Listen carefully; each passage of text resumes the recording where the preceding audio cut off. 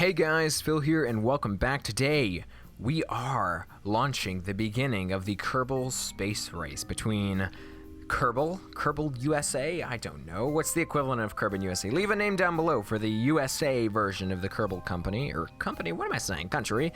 And also leave a name for the Russian Kerbin's fleet. I don't know. Leave names down below. I'll name the countries, the two rival countries. And today we're launching Sputnik, or Ker-Sputnik as I decided to call it, into orbit for the first time. This is going to be the first probe, artificial satellite type thing launched into space. Now, of course, a bit of background information on the original Sputnik. This is going to be educational as well. Sputnik 1 was the first artificial Earth satellite launched by the Soviet Union on October 4th, 1957. Now, of course, it was launched from Gagarin's start. I don't think that is how you pronounce Gagarin, but a picture of the probe also should be coming up some point around here, maybe? I don't know. And speed on its orbit, according to Google, was about 8 kilometers per second. Oh, we cannot reach that in Kerbal Space Program. That is like out of Kerbin orbit and into the it's nuts. That speed is absolutely nuts. Its orbit height was about 577 kilometers, which isn't bad. It's not low Kerbin orbit.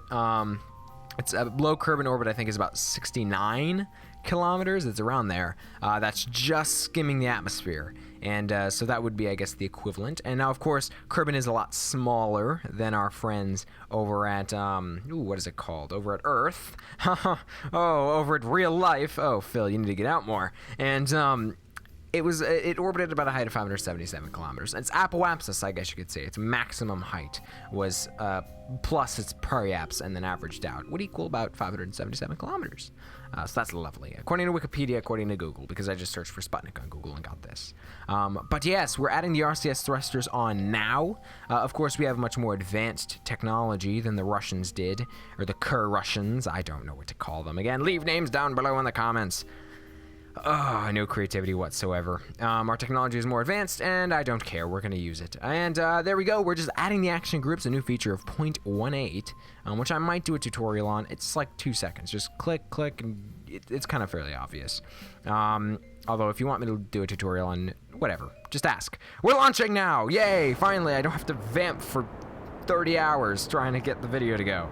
But there we go. Lovely. I'm doing post-commentary, by the way, so that's probably why I'm not, and why there's all these cuts and I'm continuing to talk over the cuts. It's weird, I know. I'm trying something new out. Deal with it. But there we go. Lovely. Firing the engines. We are going up at 159 meters per second, I think, around there. Engines overheating. Didn't pay attention to this until like halfway through the flight, and I'm like, oh, maybe I should like turn this down a bit and not die. But there we go. Our first stage has drained, and we're going to drop it. I tried to recreate the M7 rocket as best as I could. I think that's the rocket that launched Sputnik. I'm trying to recreate it as best as I could in Kerbal Space Program. I think I did a fairly good job, considering with the limited amount of parts I have. So we are launching into space Ker-Sputnik, and I will cut the video to when actually we get into orbit, or non-orbit, because I wasn't able to perfectly recreate the circumstances. Sue me, I don't know. But there we go. We are transitioning now into orbit. Yay! Or semi or non-orbit, suborbital, I think is what it's called. I have no idea. But there we go. Ker-Sputnik with its antenna out. Beautiful. Look at that. Look at that shot. Ker-Sputnik beaming down information, of course, about the composition of the upmer atmosphere. Yes, upmer atmosphere. The up-Ker atmosphere, if the Kerbals continue with this K theme. There we go.